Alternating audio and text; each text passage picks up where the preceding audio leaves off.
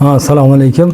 Mana biz Farg'ona viloyati Uchko'prik tumanidanman. 10 gektar bog'imiz bor. Shundan 5-6 gektar limonlarni qilyapmiz. Mana bu omborxonaga qo'yib saqlaymiz. Pishganda bular 20 ming, 25 ming so'm bo'ladi. Buni saqlaganimizda o'sha pishgan paytlarda 20 ming, 25 ming so'm bo'lyapti.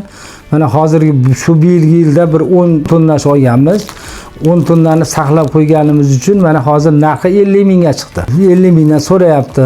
Bu shu omborxonani bir 6, 7, 8 gradusga ushlaymiz. Buni bitgani endi omborxona o'zi ilgari bo'lgan, mana buni bir $1000 qo'yilgan. Bitga hozir 20 tonna sig'adi, lekin 10 tonna saqlanyapti hozir. Mana keyingi tashabbuskor bu dehqonlarga ham men shuni tavsiya qilaman. O'sha arzonga, o'sha pishgan paytda sotgandan shunaqangi bir omborxona qurib turib, keyin qimmat bo'lganda sotgan yaxshi bo'ladi. Endi buni saqlab qolish uchun 6, 7, 8 gradusda ushlab turilsa, 5-6 oyga mashq holatda turaveradi. Uzilgan holatda bandi ko'kmaligacha turibdi mana.